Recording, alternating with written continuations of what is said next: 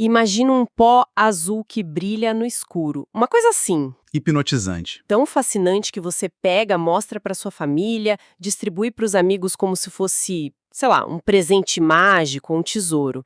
Essa cena que parece de conto de fadas é, na verdade, o começo de uma das maiores tragédias radiológicas da história. Hoje, a gente mergulha fundo na história do Césio 137 em Goiânia, em setembro de 1987. A nossa missão aqui é entender a cadeia de erros, sabe? Como a negligência, a curiosidade e a desinformação criaram um desastre que dura até hoje. Para isso, a gente tem desde análises técnicas até reportagens muito comoventes sobre o legado humano. E é fundamental a gente entender, assim, que Goiânia não foi só um acidente técnico isolado. Foi um evento que, chacoalhou as bases da segurança nuclear no mundo inteiro, redefiniu protocolos. A história de Goiânia é um estudo de caso brutal sobre vulnerabilidade, sobre resposta a emergências e principalmente sobre o impacto profundo que a tecnologia tem quando a responsabilidade humana falha. Certo. Então vamos começar pelo ponto zero de tudo. A pergunta que não quer calar é: como um aparelho de radioterapia com um material super perigoso dentro foi simplesmente abandonado no meio de uma cidade? Então, a história começa antes, em 1985.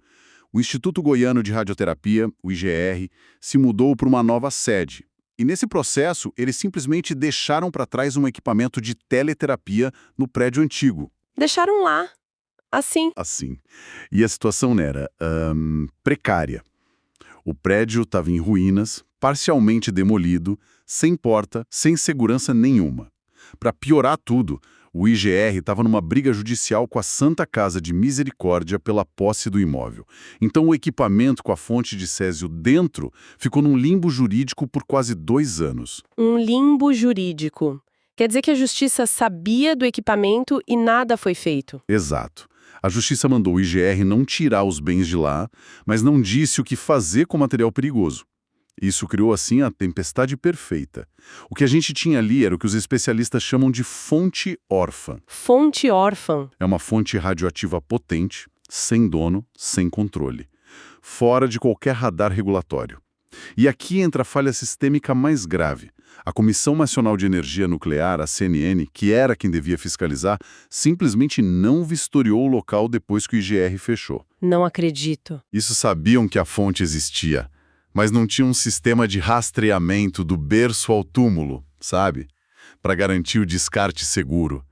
A tragédia não começou no dia do roubo, mas sim nos anos de negligência que deixaram a fonte ali vulnerável. Isso é chocante. Quer dizer que por quase 2 anos, um órgão federal como a CNN meio que esqueceu que existia material radioativo num prédio abandonado no centro de Goiânia? Essencialmente sim. Faltou fiscalização, faltou um inventário rigoroso. A fonte saiu do sistema. E essa vulnerabilidade abriu a porta para o que aconteceu em 13 de setembro de 1987. E foi nesse dia que 2 catadores de sucata, Roberto Santos Alves e Wagner Mota Pereira, entraram nas ruínas do IGR. Imagino que para eles, aquela peça de metal parecia, sei lá, uma mina de ouro. Exatamente. Eles viram aquela cabeça de chumbo e aço da máquina, que pesava mais de 100 quilos, e viram ali uma chance de ganhar um bom dinheiro. Com muito esforço, levaram a peça num carrinho de mão. O trágico é que o corpo deles deu o primeiro sinal de alerta. Eles passaram mal, na hora. Quase que imediatamente. Começaram a ter náuseas, tontura, vômitos muito fortes. Mas, como eles iam imaginar a causa, né? Para eles, parecia uma intoxicação alimentar, algo que comeram e fez mal. E mesmo passando mal, eles continuaram com a peça. E alguns dias depois, em 18 de setembro, eles venderam. Sim, venderam para o Devair Alves Ferreira, que era dono de um ferro velho. E aí, no ferro velho do Devair, que a curiosidade vira o principal agente da contaminação. Ele passou dias tentando desmontar a peça, curioso com o que tinha dentro. Quando ele finalmente conseguiu abrir a cápsula, ele viu algo que nunca tinha visto na vida. Um pó branco, parecido com sal, que emitia um brilho azulado hipnotizante no escuro. O famoso brilho azul. Mas o que causa esse efeito? É o próprio césio que brilha? Ótima pergunta. O pó em si não brilha. O que a gente vê é um fenômeno chamado luminescência, ou, para ser mais específico, radiação Cherenkov-Luar úmido. A radiação gama do césio-137 é tão forte que ela excita as moléculas de ar ao redor e são elas que emitem essa luz azul. Para o Devair, aquilo era mágico, sobrenatural. Ele ficou completamente fascinado. E esse fascínio foi o motor da tragédia. Ele não guardou a descoberta só para ele, né? De jeito nenhum. Ele levou pedaços para casa para mostrar para a esposa, Maria Gabriela, chamou amigos, vizinhos, parentes. Ele distribuía o pó brilhante como se fosse diamante, sabe? Algo precioso, único. As pessoas passavam na pele, levavam para casa. Um irmão dele, o Ivan, levou um pouco do pó para casa dele a quilômetros de distância e espalhou no chão, e a filha dele, Leide das Neves, de 6 aninhos, ficou encantada. Dentro dessa teia de contaminação, a história da Leide é particularmente dolorosa. Conta pra gente o que aconteceu com ela, porque o caso dela virou o símbolo dessa tragédia. A Leide brincou com o pó como se fosse purpurina. Ela sentou no chão onde o pai tinha espalhado o material, passou nos braços, no rosto. As fontes descrevem que horas depois ela foi almoçar. Sem lavar as mãos, ela comeu um ovo cozido. Meu Deus! Esse ato simples, inocente, de uma criança, fez com que ela ingerisse o cloreto de césio. A substância era supersolúvel, foi absorvida na hora pelo organismo e se espalhou por todos os tecidos. A dose que ela recebeu, tanto interna quanto externa, foi colossal. Ela se tornou a pessoa mais contaminada do acidente. É devastador pensar nisso. A contaminação era invisível, silenciosa, se espalhando. Como então que o alarme finalmente soou? Não foi uma autoridade, certo? Não. O alerta veio de uma das vítimas, a Maria Gabriela, esposa do Devair. Ela era uma pessoa muito perspicaz. Ela começou a notar um padrão assustador. Dezenas de pessoas do círculo dela, amigos, parentes, vizinhos, todos adoecendo com os mesmos sintomas. Vômito, diarreia, queda de cabelo. Ela que ligou os pontos. Ela foi a primeira a fazer a conexão. A doença misteriosa tinha a ver com aquela pedra brilhante que o marido levou para casa. E o que ela fez? Num ato de desespero e intuição, no dia 28 de setembro, ela pegou o que restava da fonte, colocou num saco plástico. Um saco plástico? Sim. Foi até uma rodoviária e pegou um ônibus lotado até a sede da Vigilância Sanitária. É um ato de uma dualidade incrível. Por um lado, ela expôs dezenas de pessoas no ônibus a um risco enorme. Por outro, foi essa atitude que finalmente quebrou a cadeia de contaminação. Se não fosse ela, o material poderia ter se espalhado por muito mais tempo. Ela chegou na vigilância sanitária com um saco na mão, e qual foi a reação lá? De incredulidade, no começo. O médico achou que era uma intoxicação alimentar em massa, mas, por precaução, isolaram o material numa cadeira no pátio. No dia seguinte, 29 de setembro, chamaram um físico, Walter Mendes, para avaliar. Ele chegou com um cintilômetro que mede radiação. A cena é de filme. Ao se aproximar, o aparelho começou a apitar freneticamente e a leitura foi tão alta, mas tão alta, que o equipamento saturou. Travou no máximo. Ali não tinha mais dúvida. Goiânia estava no centro de um grave acidente radiológico. E a partir daí, a resposta precisou ser gigantesca. Como se organiza uma operação para lidar com um inimigo invivível que já se espalhou pela cidade? Foi uma mobilização de guerra, literalmente. O plano de emergência nacional foi acionado. Físicos, médicos, militares de todo o Brasil foram para Goiânia. O primeiro passo era identificar quem estava contaminado. O estádio olímpico da cidade virou um centro de triagem. Nossa! As cenas eram de pânico.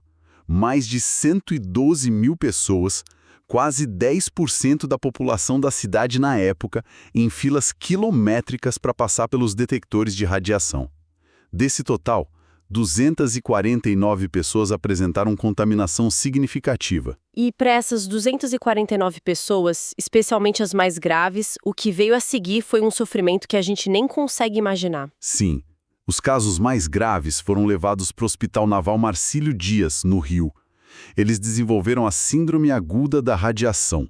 A medula óssea deles parou de funcionar. E eles sofreram com radiodermites, que são queimaduras por radiação terríveis, muito piores que queimaduras de fogo. A pele abria, os tecidos necrosavam, Que horror! levando a amputações. 4 pessoas morreram nos meses seguintes. A Leide das Neves, com 6 anos, a Maria Gabriela, a mulher que deu o alarme, com 37, e 2 funcionários do Ferro Velho, Israel Baptista, de 22, e Admilson Alves, de 18. E até o enterro deles foi um evento traumático, né? Foi outra camada de tragédia. A população estava em pânico, com medo de que os corpos, ainda radioativos, pudessem contaminar o cemitério. Houve protestos violentos, tentaram impedir o sepultamento. No fim, eles foram enterrados em caixões especiais de chumbo e fibra de vidro, pesando 700 quilos, sob várias camadas de concreto. Em meio a todo esse caos, tinha alguma esperança para os contaminados que sobreviveram? Que tipo de tratamento era possível? Sim, e é impressionante que, no meio da tragédia, o Brasil se tornou pioneiro em algumas técnicas. Foi a primeira vez na história que o corante azul da Prússia foi usado em larga escala em humanos para tratar contaminação radioativa. Azul da Prússia? O pigmento de tinta, como isso funciona? Esse mesmo. Parece estranho, mas quando ingerido, o azul da Prússia age no intestino como uma esponja iônica, sabe? Ele se liga quimicamente às moléculas de césio, impede que elas sejam reabsorvidas pelo corpo e acelera a eliminação pelas fezes. Isso reduziu drasticamente o tempo que o material ficou no corpo dos pacientes. Outra técnica de ponta foi a dosimetria citogenética. Para saber a dose exata de radiação que cada um recebeu, os cientistas analisaram as cicatrizes nos cromossomos dos linfócitos das vítimas. Um trabalho minucioso que permitiu direcionar o tratamento. A ciência conseguiu lidar com as feridas físicas, mas as fontes que a gente tem deixam claro que as feridas sociais e psicológicas foram muito mais difíceis de curar. O estigma foi brutal. Brutal é a palavra. O medo e a desinformação criaram uma onda de preconceito que marcou as vítimas para sempre. O Oderson Alves Ferreira, irmão do Devair, conta uma história emblemática. Décadas depois, trabalhando como motorista de aplicativo, uma passageira o reconheceu e perguntou apavorada se era seguro ficar no carro com os vidros fechados, com medo de ser contaminada por ele. Não é possível. Ele conta que todos os negócios que tentou abrir, uma frutaria, um bar, faliram porque os clientes tinham medo de se aproximar. Que terrível. É como se a radiação tivesse deixado uma marca invisível neles que as outras pessoas sentiam, né? Perfeitamente. A psicóloga Susana Hellow, que atende as vítimas desde 1987, descreve a condição deles como um fator estressor permanente. Eles vivem com a sombra constante do câncer, com incerteza. Ela usa uma expressão muito forte dizendo que eles se sentem como grávidos da morte. É um fardo psicológico que nunca vai embora. E enquanto as pessoas lidavam com esse estigma, a cidade passava por uma limpeza sem precedentes. Qual foi a escala dessa operação? Foi colossal. Geraram 6.000 toneladas de lixo radioativo. 6.000 toneladas? Isso. E não era só terra ou entulho. Eram casas inteiras que foram demolidas, asfalto de ruas, carros, móveis. E o mais doloroso, objetos pessoais. Fotos de família, roupas, brinquedos de criança. Tudo que teve contato com o pó teve que ser lacrado. E para onde foram essas 6.000 toneladas de lixo radioativo? A solução foi construir um depósito definitivo em Abadia de Goiás, a 23 quilômetros de Goiânia. Hoje o local abriga o Centro Regional de Ciências Nucleares do Centro-Oeste. A engenharia ali é impressionante. Os rejeitos estão em 2 morros artificiais, encapsulados sob múltiplas barreiras de concreto, argila, membranas. É projetado para ser seguro por centenas de anos. E o que aconteceu com o local? Virou uma área isolada, temida? Pelo contrário. E essa é uma das ironias da história. O município de Abadia de Goiás acabou se desenvolvendo por causa do repositório. Hoje, o símbolo da radioatividade está na bandeira da cidade. E ao redor do depósito, criaram um parque estadual, o Telma Ortegal, uma área de conservação e educação. O lugar que guarda a memória mais dolorosa se transformou num centro de ciência. Falamos do impacto local, mas você disse no início que Goiânia foi um divisor de águas global. Como o acidente com sucata no Brasil mudou as regras da segurança nuclear no mundo? Para entender isso, tem a Escala Internacional de Eventos Nucleares, a IENES. Ela vai de 1 a 7. Goiânia foi classificado como nível 5. Nível 5. Para a gente ter uma perspectiva, onde isso se encaixa? É a mesma categoria de Three Mile Island, nos Estados Unidos. E só 2 níveis abaixo de Chernobyl, que foi nível 7. Isso foi um choque para a comunidade internacional, especialmente para a Agência Internacional de Energia Atômica, a IAEA. Por que foi um choque tão grande para eles? Porque, até então, o foco da IAEA era quase só em grandes reatores nucleares. Ninguém imaginava que uma única fonte médica pequena, órfã, abandonada num ferro velho, pudesse causar uma contaminação urbana tão severa.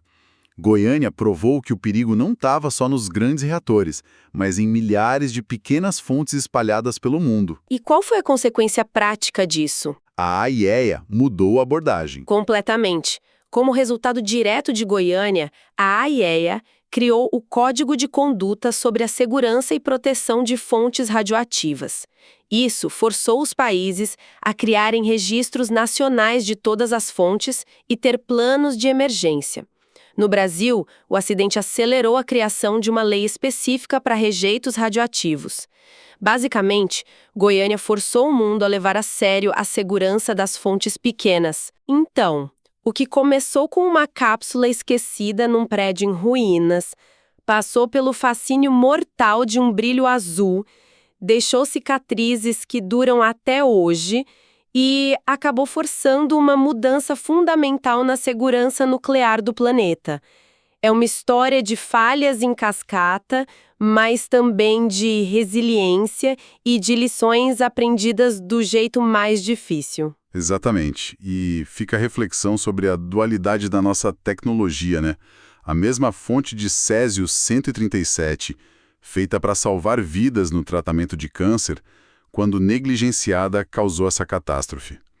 A história, no fim, não é sobre um isótopo radioativo.